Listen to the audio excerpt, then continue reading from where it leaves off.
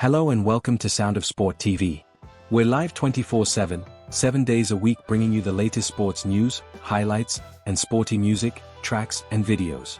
Our team of human and AI anchors are here to keep you updated on all the action, from football to basketball, and everything in between. Enjoy the show. All right, so let's fucking unpack this whole Man City FFP shit show, eh? It's like these guys are always in some kind of drama. Back in 2020, remember, they got hit with that Champions League ban for like breaking financial fair play rules or whatever. But then the Court of Arbitration for Sport, CAS, overturned it. Yeah, but there's more to it.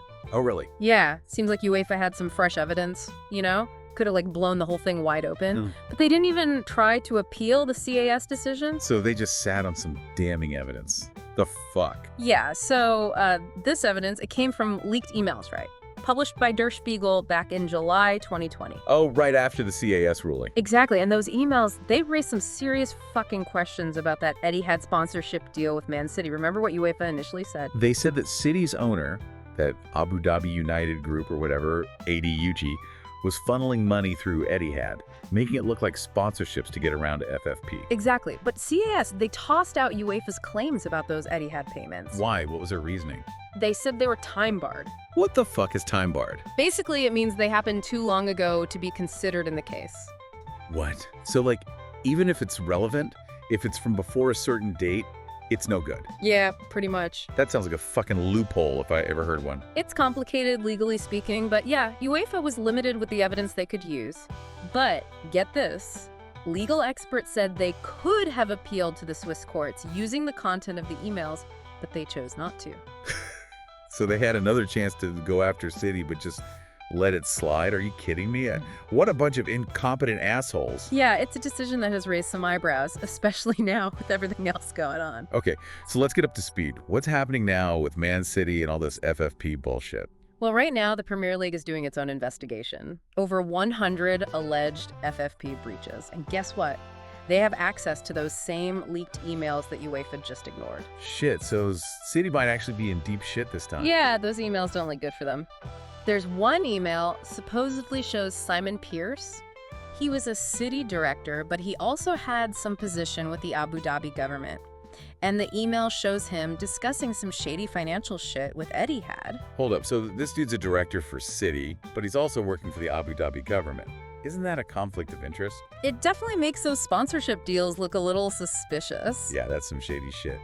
And isn't the whole point of FFP to stop owners from just dumping cash into their clubs? Exactly. It's supposed to be legitimate income. Right. So what do these emails actually say? Well, one suggests that only a small part of that sponsorship money actually came from Etihad. So where was the rest of the cash coming from? Possibly from ADUG. So they were trying to make it look like Etihad was paying way more than they really were. That's the accusation, yeah. And if the Premier League actually finds them guilty of this, what kind of consequences are we talking about here? Could be serious, man. Points deductions, huge fines. They could even get kicked out of the Premier League. Whoa, hold on. Kicked out? You mean like gone? It's rare, but it's possible if the Premier League thinks it's serious enough. Look what happened to Juventus last season in Serie A. They got hit with a 15-point deduction. Fucked up their whole season. Ouch. Yeah, that's brutal. So this whole thing could really shake things up in the Premier League. But hasn't Man City denied everything? They're usually pretty quick to defend themselves, right? Well, yeah, absolutely. They're saying they didn't do anything wrong. All their money stuff is above board. Yeah, of course they'd say that, but come on, those leaked emails don't exactly make them look innocent, do they? Not really, no. And the Premier League has been investigating this for a while now. How long? The hearing just finished last week, actually, so they've had a lot of time to build their case. So now we just wait for the verdict. Yeah, it's a nail-biter for sure. What happens if they actually decide to punish City? Like, really punish them? Well, like I said, the consequences could be huge. Points deductions could shake up the whole table, not just for City, but for other teams fighting for titles or European spots. Right. And fines, even massive ones, probably wouldn't hurt City that much. They're loaded. But expulsion, man, that would change everything. I don't think the Premier League would actually do it, though. Yeah, that would be insane. Yeah. But you gotta admit, it'd be pretty fucking entertaining, wouldn't it? All the drama and chaos, like a football apocalypse or something. It would be huge, for sure. But this isn't just about entertainment, It's about the integrity of the sport, making sure it's fair for everyone. Yeah, Yeah, you're right. It's easy to get caught up in the drama. But this is serious shit. We're talking about the future of one of the biggest clubs in the world here, and whatever happens could impact the whole footballing world. Absolutely, and that's why we're doing this deep dive, to understand what the hell is going on and what it means for the future of the sport. Good point. So let's dive deeper into this mess then. This whole Man City thing just shows you how fucked up football is when it comes to money and fair play. No shit, right. It's like they don't belong in the same sentence. You got these billionaires just chucking their cash around like it's nothing. And then FFP is supposed to level the playing field. What a joke. Yeah, it's a tough one. I mean, on one hand, you could say these rich owners are investing in the game, right? Improving infrastructure, bringing in more talent. Yeah, better stadiums, training facilities, big-name players. It's got to be good for the fans, right? For the game itself. Right. But on the other hand, if you let these guys just spend whatever they want, it totally unbalances everything. It's like one kid rocking up to the racetrack in a Ferrari and everyone else is stuck with a beat-up Honda Civic. It's not a fair race at all. Exactly, and it's not just about individual matches. If one club can always spend more than anyone else, they can hoard all the best players, build a team that's basically unbeatable. You're like PSG, look at them, dominating French football for years. Yeah. It's kind of boring, to be honest. Where's the excitement? Where's the surprise? Exactly. That's what makes sports so exciting, the chance for an underdog to come out of nowhere and upset the big guys. You need that element of surprise. So FFP is supposed to protect that, right? At least in theory. But is it actually working? That's the big question, isn't it? And honestly, probably not that well. If these accusations about City are true, it shows you there are still ways for these clubs to bend the rules or just break them. So they found a way to cheat the system, basically, making those Etihad deals look legit when they weren't. That's what it looks like, yeah. So is the problem that FFP is just too complicated? Too easy to get around? Yeah, that's one of the biggest criticisms. The rules are so fucking complex, and some say the punishments aren't harsh enough. These clubs aren't scared to push the boundaries. So we've got this system that's supposed to be protecting financial fair play, but it's just a toothless dog, all bark, no bite.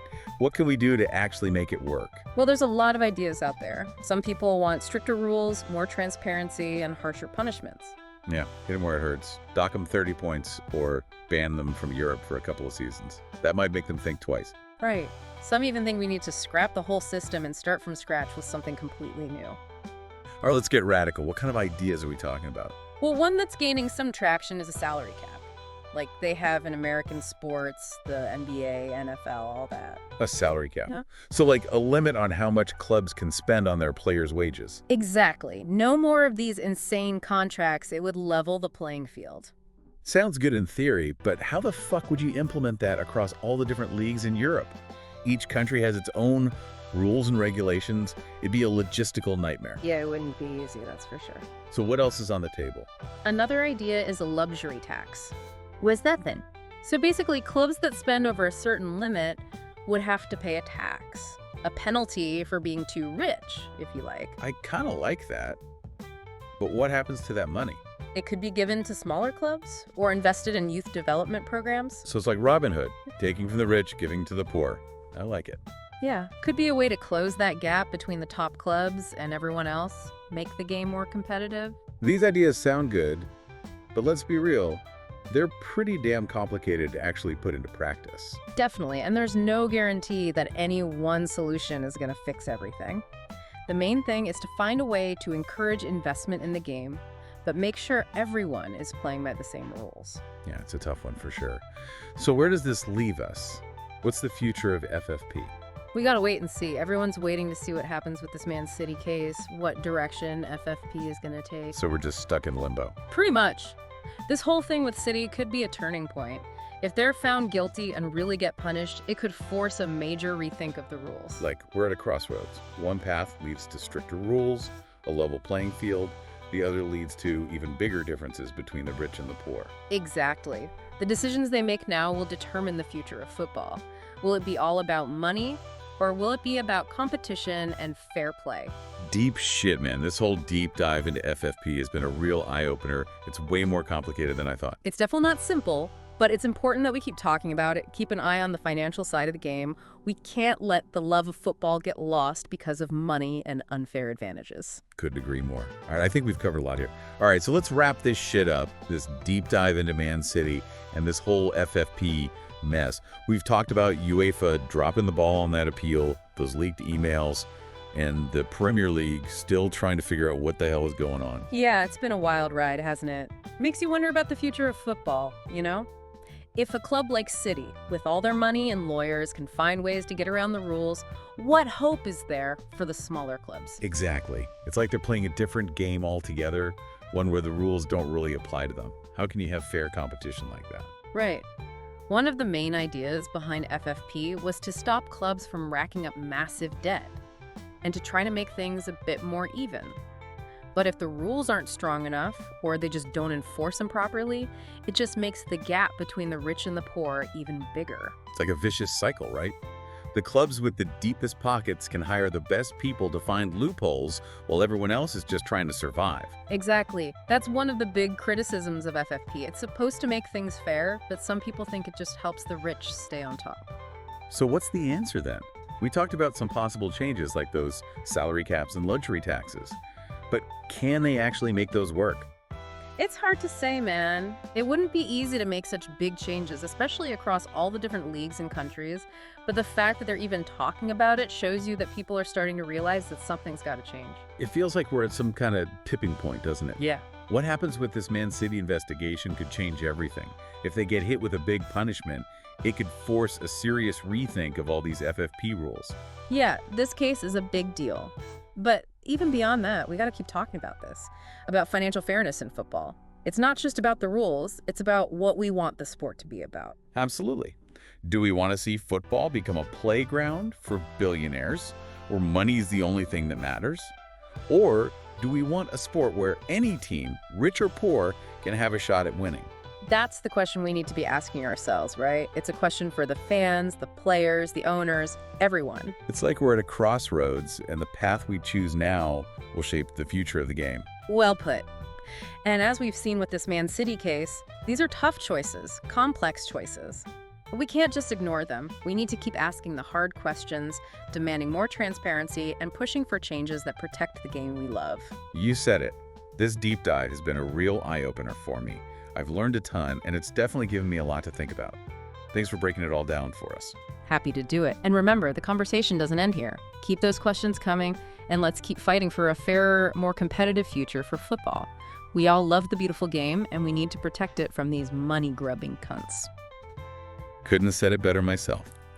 Thanks for tuning in to the deep dive, and we'll catch you next time. Peace out. Thanks for tuning in to The Sound of Sport TV, where we bring you the latest sports news and the hottest beats to keep your energy high. Don't forget to like, comment, and subscribe for more thrilling updates.